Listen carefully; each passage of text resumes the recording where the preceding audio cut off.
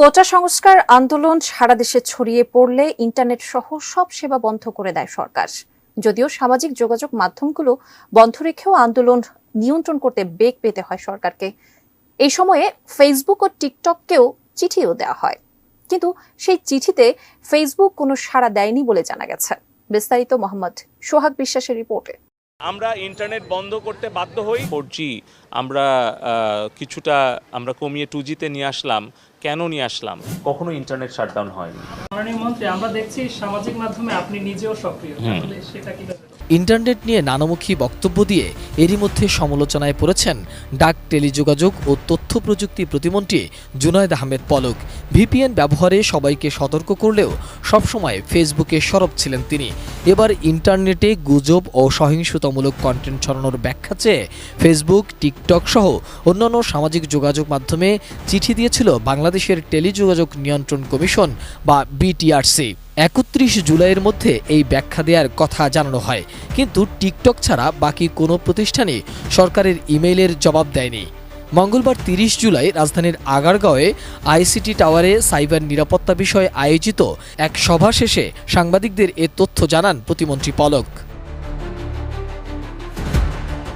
কেবল টিকটকই ইমেইলে একটা রিপ্লাই দিয়েছে জানিয়ে তিনি বলেন, তারা এ নিয়ে খুব আন্তরিক, সরকারকে সহযোগিতাও করতে চায়, তারা ব্যাখ্যাগুলো দিতে চায়। বাকি দুটি অর্থাৎ মেটা ও ইউটিউব সাড়া দেয়নি, তবে ফেসবুক ও ইউটিউবের সাড়া পাওয়ার ব্যাপারেও আশাবাদী পলক। একটা টাইম দিয়েছিলাম ফেসবুক, টিকটক এবং ইউটিউবকে যে তারা তাদের ব্যাখ্যাটা দেবে। তো আমরা এখনো লিখিত বা মৌখিক কোনো ব্যাখ্যা পাইনি। তো টিকটক আমাদেরকে ইমেইলে রিপ্লাই দিয়েছে যে তারা এটা খুব আন্তরিক, সরকারকে সহযোগিতা করার জন্য, এবং তারা এটার উত্তর ব্যাখ্যাগুলো দিতে চায়। বাকি দুটি আমরা এখনো পাইনি।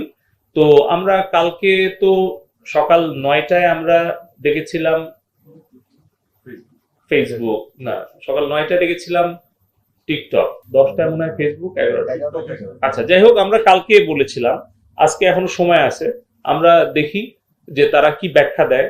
সেটা যদি সন্তোষজনক হয়। ফেসবুক সহ অন্যান্য সামাজিক যোগাযোগ মাধ্যমগুলো কবে খুলবে জানতে চাইলে তথ্য প্রযুক্তি প্রতিমন্ত্রী বলেন, তাদের ব্যাখ্যা যদি সন্তোষজনক হয় আমরা শীঘ্রই খুলে দেব।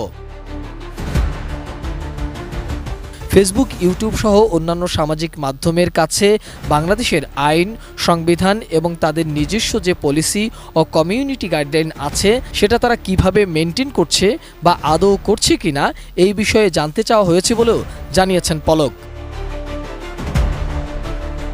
কোটা সংস্কারকে কেন্দ্র করে দেশব্যাপী সহিংসতা ছড়িয়ে পড়লে গত 18 জুলাই রাতে দেশব্যাপী ইন্টারনেট সেবা বন্ধ করে দেয়া হয়। 5 দিন বন্ধ থাকার পর গত মঙ্গলবার অর্থাৎ 23 জুলাই রাতে সীমিত পরিসরে ব্রডব্যান্ড ইন্টারনেট সেবা চালু করা হয়। আর 10 দিন বন্ধ থাকার পর মোবাইল ইন্টারনেট সেবা চালু হয় রোববার 28 জুলাই বিকেল 3টায়। তবে 18 জুলাই থেকেই ফেসবুক, হোয়াটসঅ্যাপ, টিকটক বন্ধ রয়েছে।